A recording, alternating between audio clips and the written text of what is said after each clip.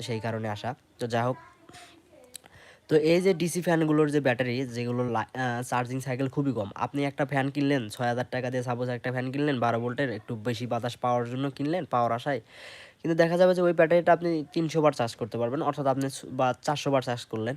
তো সেই ক্ষেত্রে আপনি সর্বোচ্চ ৬ মাস থেকে ১ বছর ইউজ করতে পারবেন। তারপরে তারপরে আপনার ওই ব্যাটারিটা একদম নষ্ট হয়ে যাবে, পুরোপুরি নষ্ট হয়ে যাবে। সেই ক্ষেত্রে আপনি আর ওই ব্যাটারি বা ওই ফ্যানটা ইউজ করতে পারবেন না। তখন আপনাকে আবার নতুন করে ব্যাটারি তুলতে হবে। যদি 6 ভোল্টের ব্যাটারি হয় তাহলে হয়তো ৫০০-৬০০ টাকার মধ্যে চেঞ্জ করতে পারবেন।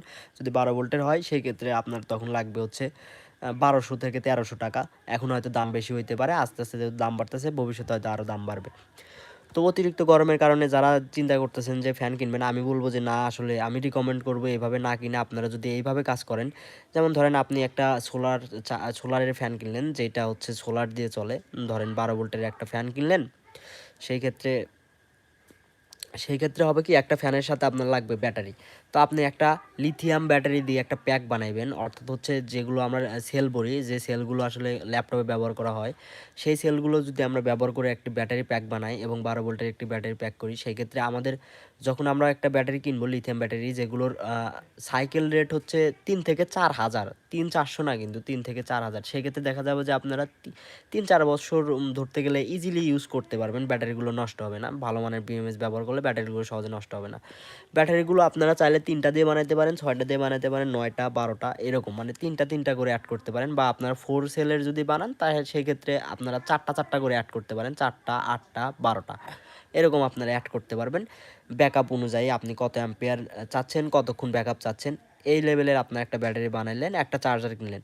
সেক্ষেত্রে কী হলো, তাহলে আপনার হচ্ছে একটা সোলারের ফ্যান কেনা লাগলো, ব্যাটারি প্যাক বানানো লাগলো, কিনতে পাওয়া যায়, অথবা আপনি কিনে নিলেন, আর একটা চার্জার কিনে নিলেন। আর ব্যাটারি প্যাকের সাথে যে বিএমএসটা ইউজ করবেন ওটা অটোকাট বিএমএস ইউজ করবেন, ভালো বিএমএস ইউজ করবেন, সেই ক্ষেত্রে ফুল চার্জ হয়ে গেলেও ওভার চার্জ হবে না, এটাই। তো সেই ক্ষেত্রে হবে কি যে আপনার অনেক দিন ইউজ করতে পারবেন, আপনার কিন্তু খরচার প্রায় সেমই হবে। আপনি যদি বেশি ব্যাটারি নেন বেশি খরচা হবে, আপনি যদি কম ব্যাটারির মধ্যে বানান কম ব্যাটারির মধ্যেই হবে, দেখা যাবে যে আপনার খরচা প্রায় সেম, কিন্তু আপনার টেকসইটা বেশি হলো, টাকাটা কিন্তু বেঁচে গেল। তো আপনারা কিভাবে করবেন সেটা আপনাদের বিষয়। তবে এই বিষয়ে আমাকে প্রশ্ন করেছিল এক ভাই, আমি এইখানে উত্তরটা দিয়ে দিলাম।